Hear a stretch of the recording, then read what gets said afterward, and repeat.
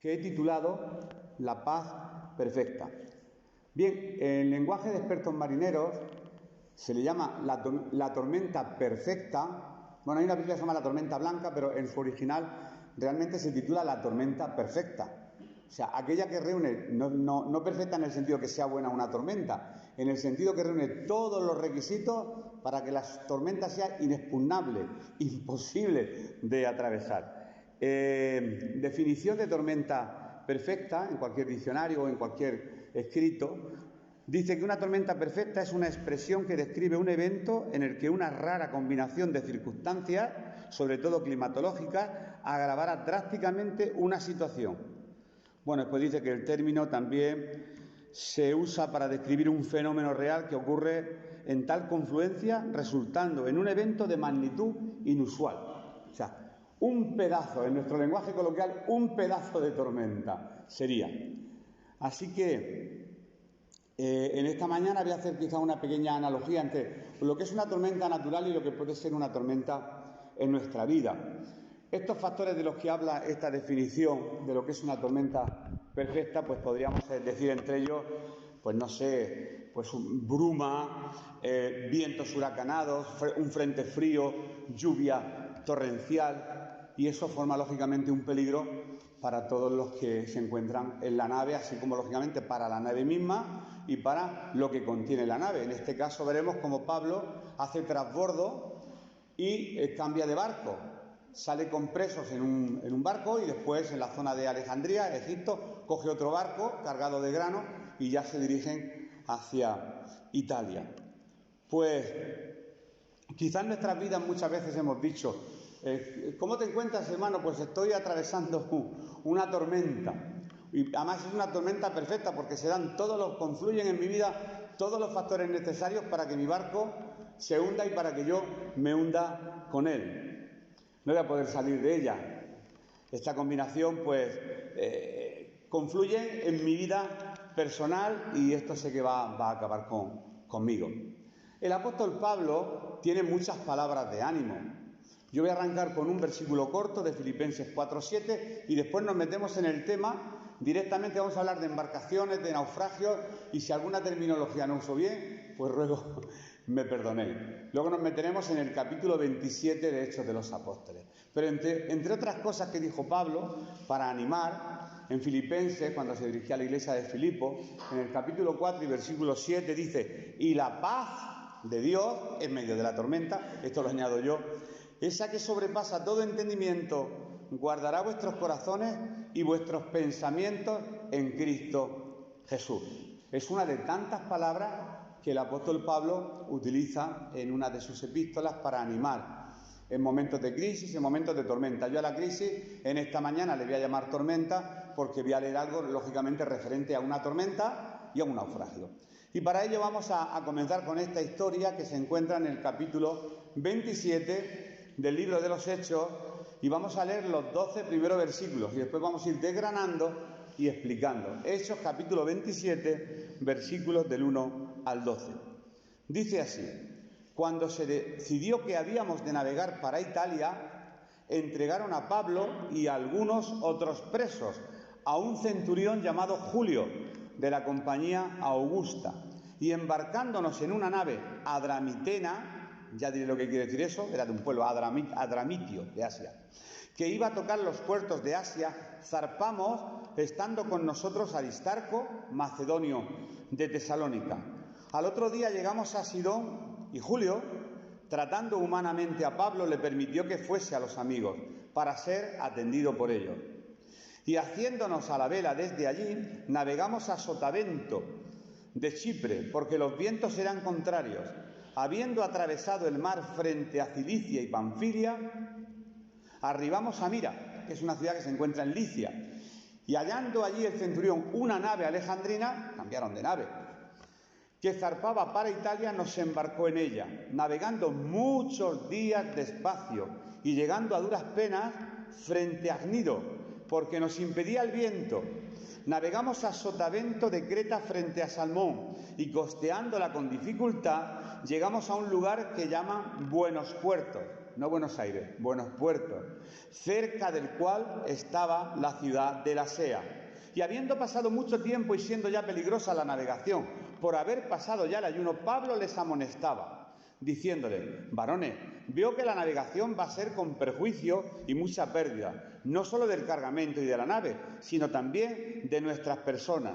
Pero el centurión daba más crédito al piloto y al patrón de la nave que a lo que Pablo decía. Y siendo incómodo el puerto para invernar, la mayoría acordó zarpar también de allí por si pudiesen arribar a Fenice, puerto de Creta que mira al nordeste y sudeste, e invernar allí. Ahora nos ubicamos en el tiempo y en el espacio después de haber leído estos 12 primeros versículos. Pablo acaba de salir de otra tormenta en el Mediterráneo, sale de Cesarea y en dirección a Italia, juntamente lo hemos leído con Aristarco, que era un joven macedonio, y Julio, que era un centurión jefe de centuria de 100 soldados romanos, que se encargaba de controlar a los presos. Por eso hemos leído que, teniendo misericordia de Pablo, pues le deja que se dirija a sus amigos, era como un preso medio libre. Después, cuando llega a Roma, donde escribe lógicamente ciertas cartas, pues bueno, eso más adelante lo veremos. En una embarcación, como he dicho, adramitena. He tenido que buscar, lógicamente yo no lo sé todo, porque era de una ciudad llamada Adramitio, era un lugar ubicado en Asia, y ese barco iba en dirección a Italia, aunque tuvieron que hacer un cambio porque el temporal no se lo permitía. Llegaron a buenos puertos y Pablo lógicamente quiso decir: bueno, vamos a invernar, vamos a pasar el mal tiempo aquí y después ya partiremos. No se le hizo caso, sino que el centurión se dirigió al piloto de la nave, al capitán y al ayudante, y le dijo: ¿qué pensáis? No, vamos a seguir la navegación. ¿Cómo le vamos a hacer caso a un predicador judío? Lógicamente me fío más de lo que digan estas personas que están experimentadas en navegación. Atracan en Sidón y en esa ciudad de Mira es donde cogen un barco egipcio, que lo más seguro iría cargado de cereales, porque más adelante, que hoy no lo voy a leer terminando, el capítulo 27 dice que arrojaron, entre otras cosas, el grano. Arrojarían barriles de vino, grano, para aligerar la carga, ya que la tormenta lógicamente no era propicia. Así que hemos leído en el versículo 7 que, navegando muchos días despacio y llegando a duras penas, no fue una travesía nada agradable, llegan a buenos puertos, pero allí no podían pernoctar. La mayoría decidieron que iban a continuar. Sin embargo, Pablo les avisa: vamos a tener cuidado, no sea que esta tormenta acabe con el barco, con el contenido del barco y aún con los tripulantes, con la tripulación. Él avisa. Posteriormente se le echa en cara y dice: te lo dije. Pablo tenía el espíritu de todas las madres. Te lo dije, te lo advertí. Esa frase es muy de madre, ¿verdad? Cuando la tienes hecha: te lo advertí y no me hiciste caso. Pablo también, cuando se dirige a todos los tripulantes, se dirige en esa terminología. Bueno, según un libro que hay que habla sobre cómo eran estas embarcaciones, sobre todo egipcias, porque era una nave alejandrina, de Alejandría, eso está en Egipto, y se llama Alejandría porque la fundó Alejandro Magno. Si nos centramos y vemos el Mediterráneo, podríamos entender perfectamente la travesía que hace Pablo por todo el Mediterráneo. Estos barcos, según un manual que he encontrado en internet, tenían 30 metros de largo, algunas toneladas de peso, y precisamente no estaban diseñadas para navegar en medio de este tipo de tormentas, o tormentas perfectas, como he definido al principio. Como he dicho, en este libro antiguo que describe este tipo de embarcaciones y cómo eran las navegaciones de estas embarcaciones cuando la climatología no le era propicia, sino que le era adversa, dice, en uno de los párrafos de este libro, dice: las noches eran largas, la luz natural del día muy pobre, con bruma constante, noches, dice, muy largas, nubosidad densa, escasa visibilidad, lluvia y nieve fuertes y torrenciales. Lógicamente está hablando de una navegación durante el invierno, por eso buscaban un lugar donde invernar, donde pasar el invierno. Y Pablo, que conocía esa travesía invernal, le dice al capitán y al contramaestre: no salgamos porque vamos a poner en peligro la embarcación, el equipaje y nuestras vidas. Pero nadie quiso quedarse en buenos puertos y la embarcación pues sigue, lógicamente, navegando. Hombre, esto no lo dice la palabra, pero yo me imagino que el capitán no le haría caso a Pablo porque ya sabía que era uno más entre los presos y que era un predicador judío y que de navegación precisamente no era el tema que él barajaba mejor. Después seguimos leyendo los dos siguientes versículos, el 13 y el 14, después pasaremos a la explicación y conclusión. Y soplando una brisa del sur, pareciéndoles que ya tenían lo que deseaban, levaron anclas e iban costeando Creta. Pero no mucho después dio contra la nave un viento huracanado llamado Euroclidón. Aún el mismo viento da miedo nombrarlo, un viento del noreste, he leído, Euroclidón. Hermano, ¿cómo estás? Tengo un viento en mi vida, Euroclidón. Parece que ya está destruido, que tu vida no tiene salvación, que se va a hundir tu nave con todo lo que hay dentro y vas a perecer con ella. Situaciones extremas quizá en nuestras vidas. Pero vamos a ver cómo se resolvió este problema, que aparentemente era irresoluble, no podía resolverse de ninguna de las maneras.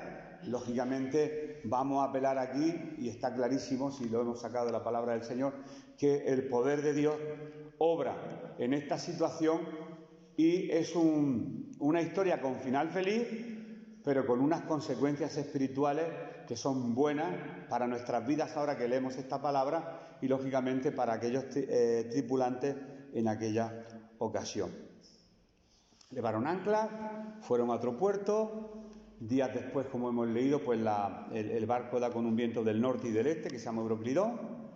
Y el barco está concluyendo en lo que hemos leído una tormenta perfecta. ¿Aplicándolo a nuestra vida? Pues cuando perdemos visibilidad, perdemos visión, no sabemos dónde vamos, hay una bruma, no tenemos las cosas muy claras, una tormenta espiritual, después sentimos frío en el alma, vacío, ansiedad, no queremos hablar con nadie y nuestra vida se va sumergiendo en nuestra propia tormenta perfecta. Pero lógicamente ahí es cuando el Señor actúa, o cuál es la actitud. Normalmente es la actitud de nuestras vidas lo que hace que el Señor actúe de una manera o de otra, aunque hayan pérdidas. Pero a veces es bueno perder para ganar. Quizá perdamos cosas materiales, pero recuperamos cosas espirituales para nuestra vida. Nuestra vida es como esa tormenta. Así que vamos a regresar al naufragio de Pablo, que es el tema de esta mañana.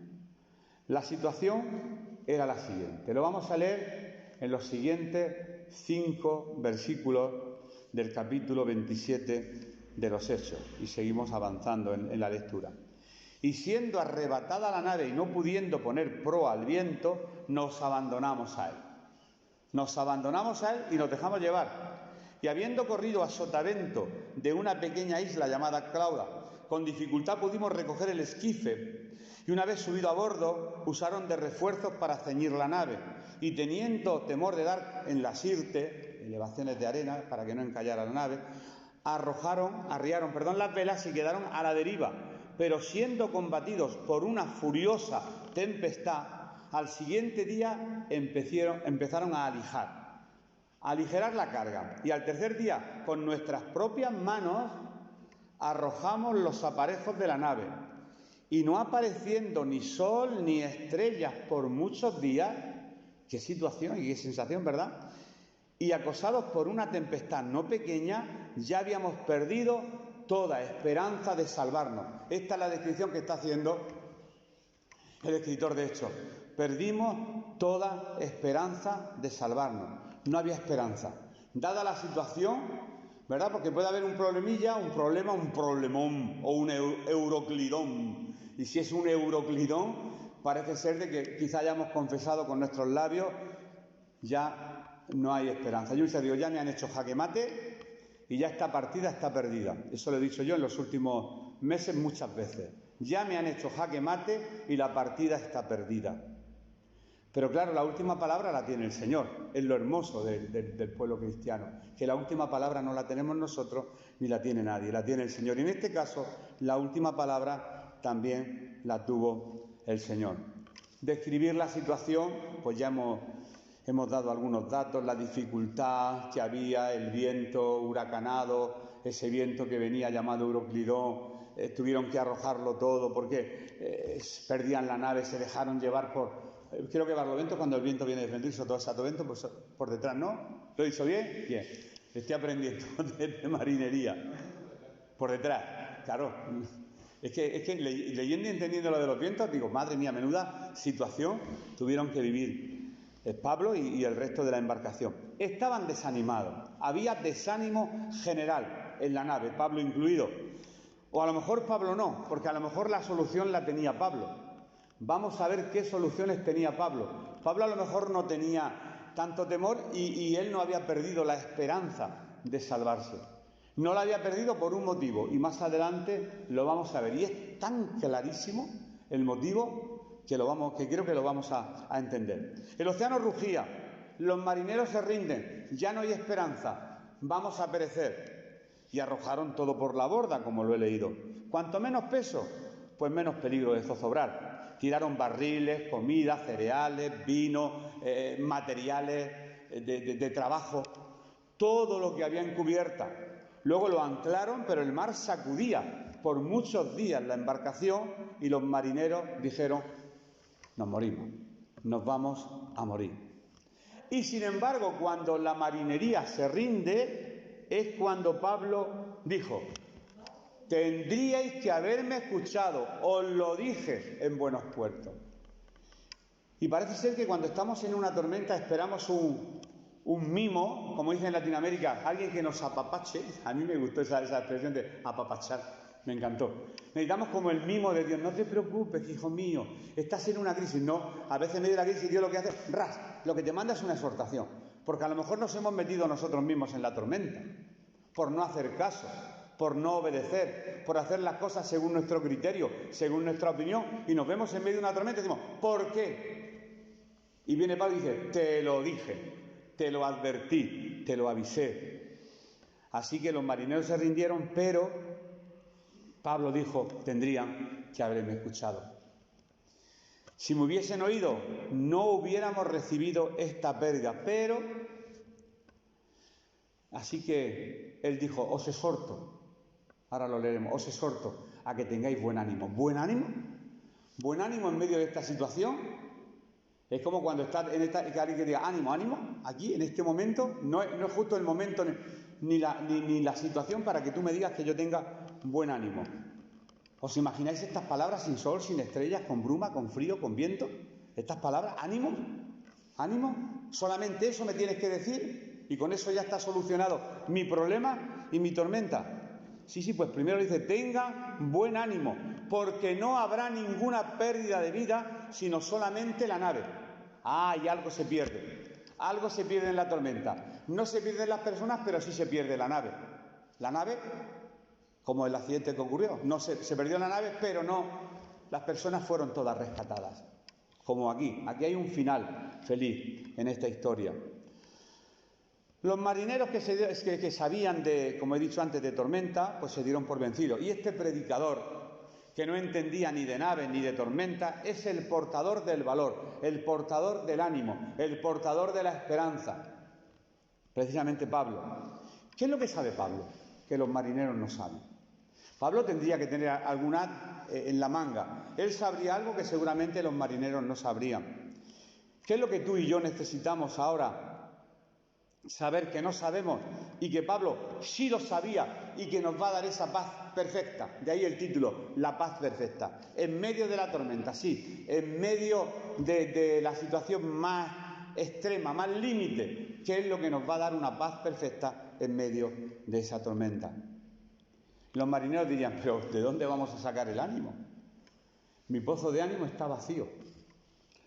No tengo fuerzas ni para levantarme por la mañana. Estoy dando tumbos en medio de los vientos. Estoy desanimado. Hemos hecho todo lo posible, orar, ayunar, incluso pagar nuestras deudas, reconciliarnos con todo el que tenemos algo, pero el mar se sigue revolviendo en una espuma feroz y no cambia nada.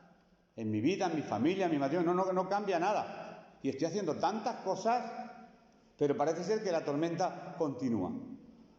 Así que yo le habría dicho al escritor, dime algo más que Pablo sabía y que yo ignoraba. Porque para Pablo decir, no temáis, tener buen ánimo, nadie va a morir, ¿qué sabe Pablo? Que yo no sé. Vamos a ver lo que sabía Pablo. Vamos a leer en el versículo 21. Primeramente una exhortación. Entonces Pablo, como hacía ya mucho que no comíamos, puesto en pie en medio de ellos, dijo: habría sido, por cierto, conveniente, oh varones, haberme oído, y no zarpar de Creta tan solo para recibir este perjuicio y pérdida. Tendrían que haberme escuchado. Lo que menos necesitaban seguramente era una exhortación, pero viene una exhortación. No lo habéis hecho bien, os habéis metido vosotros mismos en la boca del lobo. Habría sido conveniente que me hubieseis escuchado, antes de zarpar. En esos momentos de tormenta, lo que menos necesitamos es que nos riñan, y a lo mejor es lo más necesario, pero lo que menos necesitamos es que nos riñan. Pero no podemos ignorar el regaño, y si viene de Dios, mucho mejor, porque como sabemos ya y tantas veces lo hemos repetido, que el Padre, al Hijo que ama, a ese disciplina. Y el Señor, lógicamente, nos ama y quiere lo mejor. Quizá tenemos una tormenta, pues porque no escuchamos a Dios. Por ejemplo, la Biblia dice tiene una serie de indicaciones que a lo mejor no hemos cumplido. Dice, por ejemplo, la Biblia, entre otras cosas, dice: el que toma prestado es esclavo del que le presta. A veces nos metemos en situaciones que no debemos. Y como no vivimos en principios bíblicos, pues después nos encontramos en la tormenta de una deuda. Podemos encontrarnos en muchas tormentas por no haber cumplido principios muy básicos que se encuentran en la palabra de Dios. Así que tenemos que entender que la palabra, aunque parezca una redundancia, la palabra de Dios siempre tiene la última palabra. Así que hay muchos jóvenes que a lo mejor no han entendido que el sexo fuera del matrimonio es un caos y no conforme a la Biblia, y después pues se encuentran que entregan su cuerpo, su alma, se hacen añicos sus corazones y están en medio de otra tormenta. Porque hay principios bíblicos que no se cumplen, y cuando rompemos con muchos principios bíblicos nos encontramos en muchas tormentas de nuestra vida. En muchas tormentas. Otros quizás están en medio de una tormenta por abrir las puertas al chisme y eso ocasiona otra tormenta en la vida. Así que siempre que estemos en una tormenta en la que nos hayamos metido por no hacer caso, lo primero que Dios nos va a hacer es darnos una exhortación. Sí, quizá nos duela, pero creo que va a ser conveniente para tu vida y para mi vida. Y lógicamente, si estamos en esa tormenta, pues por salud mental y por salud emocional, debemos de saber que no es culpa del diablo que estemos en esa tormenta. Porque a veces pensamos que los enemigos del hombre son el demonio, el demonio y el demonio. La Biblia dice el mundo, demonio y carne. Y a veces todas las culpas, sobre todo en ciertos ámbitos, siempre es que el diablo me engañó, el diablo. Bueno, no. Tú has sido atraído y seducido por tus propias concupiscencias. Le has dado lugar al diablo y quizá el diablo al final actuó. Pero no podemos exculparnos siempre y echar la culpa a otras personas. Pero además de la reprimenda, menos mal que hay una promesa. Y leemos en el versículo 22, 23 y 24.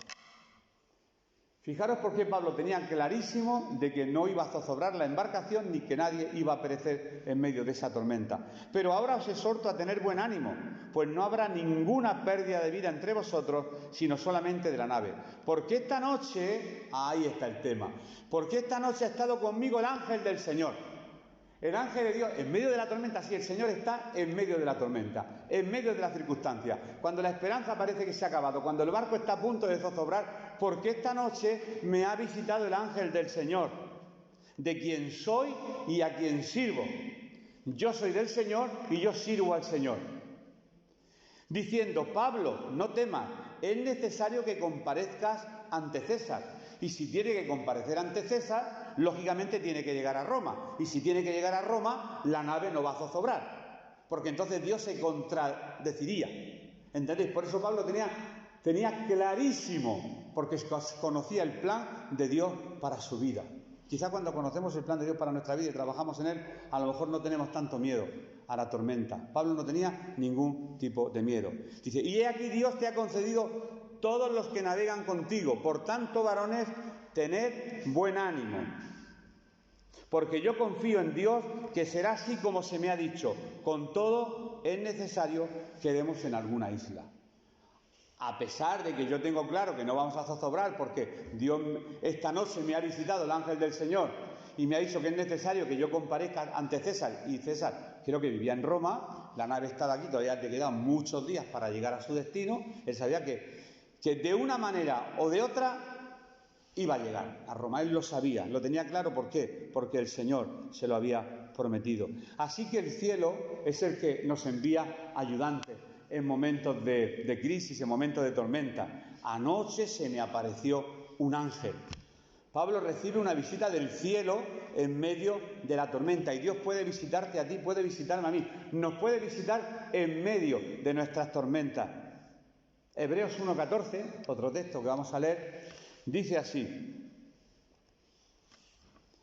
hablando de los ángeles: ¿no son todos espíritus ministradores enviados para servicio a favor de los que serán herederos de la salvación? El ejército celestial de Dios está para ayudarnos, para aliviar nuestras cargas. ¿Quién reconfortó a Jesús en el huerto de Getsemaní? Un ángel. ¿Quién estaba presente el día del nacimiento de Jesús? Unos ángeles. A veces no hablamos de la doctrina de los ángeles, y ahí está en la palabra del Señor, con su jerarquía de ángeles de las naciones, los querubines, los serafines, el ángel del Señor, que se atribuye al mismo Jesús. Pero eso ya sería teología y quizás se podría ver en otra ocasión. Todos los ángeles enviados en ayuda a los que quiere. Los ángeles trabajan para Dios. Es la infantería y la caballería de Dios, los ángeles. El refuerzo que vienen en camino cuando tú y yo estamos en medio de la crisis. En el cielo escuchan nuestro clamor. Y por eso Pablo dice, y voy a repetir esta frase porque me encanta: anoche el ángel del Señor me visitó. ¡Qué bendición! Un ángel en medio de la crisis, un ángel en medio de la tormenta. Ha estado el ángel, pero no el ángel del Señor, pero del que soy, yo soy de Él, le pertenezco a Él. El Señor nos ha comprado con su sangre preciosa y ya no nos pertenecemos a nosotros, somos de Él. Y nuestros días, dice la palabra, mi embrión vieron tus ojos, y Él conoce, antes de que fuéramos concebidos en el vientre de nuestra madre, los días de nuestra vida que íbamos a vivir. No va a quitar ni añadir ni uno solo. Quizá podemos cambiar la calidad, pero no la cantidad de días. La calidad, lógicamente, obedeciendo su palabra. La cantidad no.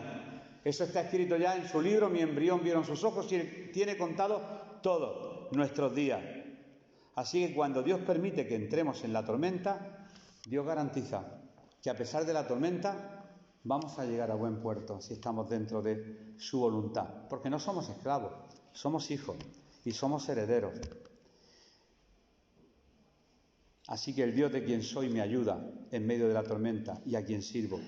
Eso fue lo que Dios le dijo, o el ángel del Señor, Jesús le dijo a Pablo: es necesario que lleves el Evangelio, la buena nueva de salvación, que la lleves a Roma. Por eso Pablo sabía que no iba a morir. ¿Cómo? Dios no iba a cambiar de planes de martes para miércoles, le habría avisado con el mismo ímpetu que le dijo que era necesario que predicara el Evangelio allá en Roma. Pero no hubo cambio de planes, y si no hubo cambio de planes es que la embarcación no. La embarcación no llegó, la embarcación encalló y se destrozó. Y tenemos que perder muchas naves en nuestra vida. Ahora vamos a ver quizá lo que puede simbolizar la nave en nuestra vida. Él tiene contados, como he dicho, todos nuestros días. No habrá pérdida de vida, solo perderemos la nave. Jolín, solo perderemos la nave. Pero cuando ya sabemos que nos vamos a salvar, queremos la vida y la nave. Queremos las dos cosas. ¿Qué importa el barco si nos vamos a salvar? No es fácil perder el barco, porque siempre queremos el barco. Ese barco puede ser tu matrimonio, tu salud, tu empresa, y gracias a tu barco te han mantenido a flote. Y ahora sin barco pensamos que nos vamos a hundir. Salvé la vida, pero he perdido el barco. El ángel está conmigo, tengo una misión, pero ¿por qué perdí la casa? ¿O por qué perdí la salud? ¿O por qué dejé tantas cosas en el camino? Pues fue necesario que perdieras tu barco para encontrar la voluntad del Señor y para arribar a un buen puerto, porque Él tiene un plan perfecto para tu vida.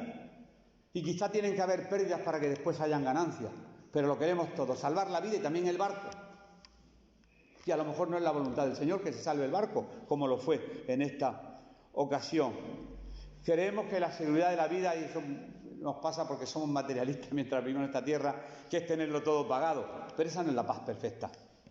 Se perderá quizás el barco.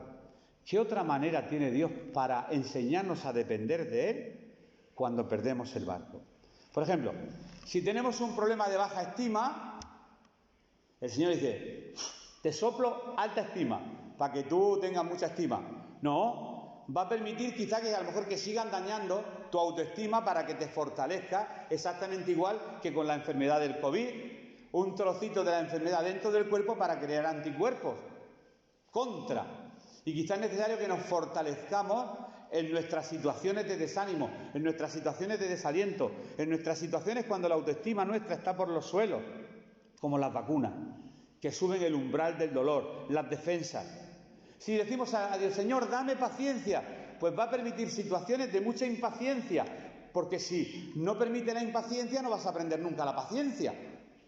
Sé vivir en lo mucho y en la escasez, pero si no conoces la escasez no vas a conocer lo abundante. Y si no conoces lo abundante no vas a conocer la escasez. Tenemos que saber vivir, como dijo el apóstol Pablo, cualquiera sea mi situación, sé vivir en pobreza y sé vivir en riqueza. Así que la fe, he puesto aquí esto, lo he añadido, solo podemos saber si la tenemos cuando tenemos problemas, cuando vivimos situaciones. Y saber... Y el Señor nos enseña a manejar esa fe aún por encima de las circunstancias y de la pérdida de las naves que hagan falta. Así que el ángel del Señor, aunque lo pierdas todo, Él está contigo. Esa es la paz perfecta, que el Señor esté con nosotros. El Dios de quien tú eres y a quien tú sirves, tú eres del Señor. ¿Cómo te vas a ahogar entonces? Tú eres del Señor. Cuando soplan vientos contrarios, pues tenemos que recordar un versículo que se encuentra en el libro de Isaías capítulo 43 y versículo 2. Cuando soplan vientos contrarios. Dice así la palabra del Señor. Cuando pases por las aguas, yo estaré contigo, y si por los ríos, no te anegarán. Cuando pases por el fuego, no te quemará, ni la llama arderá en ti. Hay muchas promesas en la palabra de las que nos tenemos que agarrar. ¿Y cómo terminó este naufragio de Pablo? Pues he escogido los versículos desde el 40 hasta el 44, que eso no te los había dicho, José, pero que sí están aquí. Y con esto terminaría, y después podremos dar una pequeña enseñanza. Cortando pues las anclas, las dejaron en el mar, largando también las amarras del timón, e izada al viento la vela de proa, enfilaron hacia la playa. Pero dando en un lugar de 2 aguas, hicieron encallar la nave y la proa, hincada, quedó inmóvil, y la popa se abría con la velocidad del mar. Entonces los soldados acordaron matar a los presos, para que ninguno se fugase nadando. Date cuenta que era una embarcación con presos. Pero el centurión, queriendo salvar a Pablo, porque era otro preso, les impidió este intento. No los matéis. Y mandó que los que pudiesen nadar se echasen los primeros y saliesen a tierra, y los demás parten tablas, como en el Titanic, Leonardo DiCaprio encima de una tabla, parten tablas, parte en cosas de la nave, y así aconteció que todos se salvaron saliendo a tierra. Todos se salvaron, pero la nave no. La nave quedó atrás, como la historia del conquistador, ¿verdad?, que quemó sus naves para no volver atrás, para continuar la lucha. Quizá a lo mejor queremos volver atrás y mirar si podemos volver a coger la nave, y no. La nave se quema, la nave se destruye, pero nosotros seguimos adelante en el nombre de Jesús, porque Él tiene un plan para nuestra vida. En medio de la tormenta hay un plan, y aunque hayan pérdidas materiales, no importa. El Señor nos va a hacer llegar a buenos puertos, no en el sentido de lo que hemos leído en las Escrituras, pero sí va a cumplir su propósito en nuestras vidas. Y este sería en esta mañana el mensaje de salvación. Decía Spurgeon hace tiempo que cuando se da un mensaje y no se habla de la salvación es como si no se diera ningún mensaje. Pero la palabra del Señor dice que por cuanto todos pecaron, todos pecaron y están destituidos de la gloria de Dios en Romanos 6:23 y en Romanos 3:10 dice, porque no hay justo ni aun uno, no hay quien haga el bien. Pero Dios, lógicamente, viendo que el ser humano tenía una deuda, Él pagó su deuda. Yo cuando a los niños tengo que explicarles la salvación me cuesta. Y les pongo siempre el mismo ejemplo. Digo, es como si tú debes un dinero en la cantina. Yo voy y te lo pago. Tu deuda está saldada. Ahora falta que tú te lo creas. Si no te lo crees, pues vas a vivir toda tu vida pensando que tienes una deuda. Debes de creerlo y aceptar por fe que Cristo pagó por todos tus pecados, los pasados, los presentes y los futuros. ¿Por qué? Porque de tal manera Dios te amó que dio a su Hijo para que todo aquel que en Él crea, no se pierda, sino que tenga vida eterna. Y termina Romanos 8:1 diciendo, ahora pues ninguna condenación hay para los que están en Cristo Jesús. Los que no andan conforme a la carne, sino conforme al Espíritu. En 4 versículos. Jesús tiene un plan para tu vida si en esta mañana todavía quizás no conoces al Señor. Él vino hace 2000 años, se encarnó en María, vivió 30 y pocos años en la tierra y murió. Y cada gota de sangre estaba clamando por tu vida y por mi vida en el siglo XXI. Si llegamos al siglo XXII, pues los del siglo XXII, para salvar a la humanidad.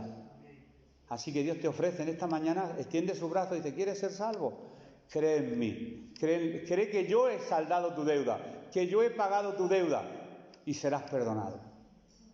Así que con esta palabra en esta mañana concluimos la exposición de la palabra. Espero que el Señor, pues, esta palabra la haga prosperar, pero en todos los corazones de los que estamos aquí. No porque yo la haya traído, es que yo la necesito tanto o más que cualquiera de vosotros. Su palabra es verdad. Su palabra es verdad. Siempre nos mienten, hay tantas mentiras, escuchamos las noticias y son todas mentirosas, pero la única verdad que existe es su palabra. Y Él se definió diciendo, yo soy el camino, la verdad y la vida. ¿Quién es la verdad? Jesús. Y qué maravilloso saber que estamos en la verdad. No en plan orgulloso, es decir, tenemos la verdad, no, estamos en la verdad, estamos en Cristo, del cual somos y al cual servimos aún en medio de la tormenta de nuestra vida. Que el Señor bendiga su palabra.